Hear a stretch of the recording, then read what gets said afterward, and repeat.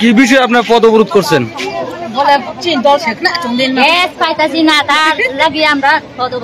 এটা কোন জায়গাটা?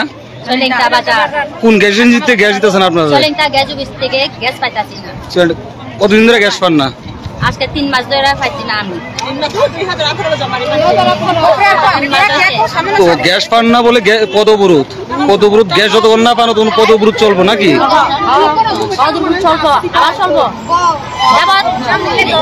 আমরা গ্যাস না পাই পর্যন্ত আমরা পদ অবরোধ থাকবো।